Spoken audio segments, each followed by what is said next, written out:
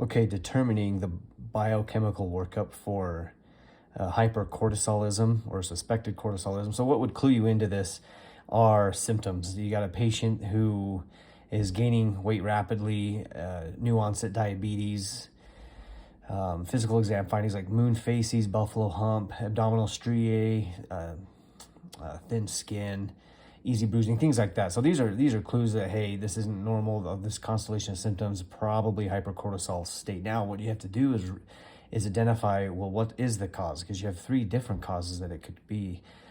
You can, I guess, going from head to toe, not necessarily commonality, but you have the pituitary secreting ACTH, causing the adrenal glands to give off excess cortisol.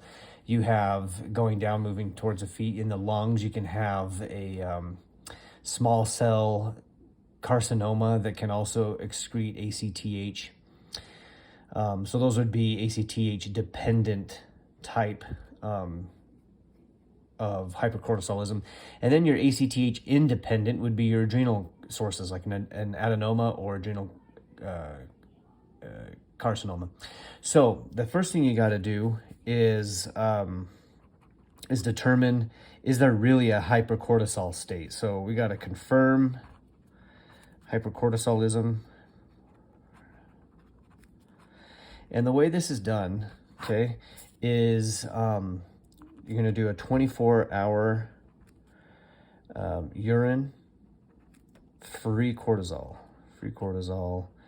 okay, collection. And you need 2 abnormal results, okay, for that. Okay, another thing you're going to do is salivary cortisol. And this is midnight, okay? This is late. Now, if you remember, they call it the diurnal cortisol levels. You have AM and you have PM, okay? The cortisol is highest in the morning and latest at night, okay? So at night, you should have low cortisol levels, but if it's still high and you have 2 of these abnormal results, these 2 together, if they're high, it equals cortisol or hypercortisolism. Sorry, my handwriting's terrible. Okay, and then another confirmatory test is to do a low dose dexamethasone suppression test, okay? This is 1 milligram of dexamethasone, okay? Again, you're given this at 11 p.m. when the level should be low, and then you draw serum cortisol at 8 a.m., okay? Now, you should have, because of the dexamethasone, it should suppress this. It should do the normal biofeedback. But if it's elevated, again, you're confirming that this is a hypercortisol state, okay? So once you know that, well, then all 3 of those previous locations I said are fair game, okay? So the next one is to determine, well, is this ACTH dependent or independent, okay? So you're going to draw ACTH levels, okay? If it comes back low, then this means that it's an ACTH independent, okay? Meaning that you have high cortisol levels despite the levels of the ACTH. Or in other words, that it's autonomously secreting from the adrenal gland, that it doesn't need ACTH to signal it to produce it. Therefore, it's constant and inhibitory feedback on the pituitary, and it's not going to be releasing ACTH. So that's why it's low. This is Cushing's syndrome, okay, which is adrenal source. Now, this is an adenoma. This is hyperplasia, or it could even be adrenocortical carcinoma, okay? So it could be any of those. But if it's normal or if it's high, that means it's an ACTH dependent, meaning the adrenal glands are just doing as they're told, whether it's from the pituitary gland or an ectopic source, which is most commonly a lung cancer, okay? So then what you do here is do a high dose dexamethasone test, suppression test, which is 8 milligrams. Okay.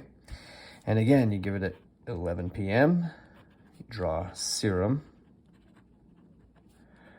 Cortisol at 8 a.m. Now, 2 results here, okay? If you have greater than 50% suppression, okay, this means you have Cushing disease. Cushing disease, which is a pituitary source, okay? Pituitary source, okay? If you have normal or they remain elevated, or rather no suppression of cortisol, this equals ectopic source. Ectopic source does not respond. Ectopic source, okay? So what you would do is, if you're wondering pituitary, there's a couple tests you can do. All right, you can do a brain MRI. And then there's also, what's it called? The inferior petrosal sinus sampling, okay? Again, if you have really high ACTH levels in there, you know. If they're not high, then you know that it's not pituitary. And then you have ectopic, probably a chest CT chest. We'll clue you into that.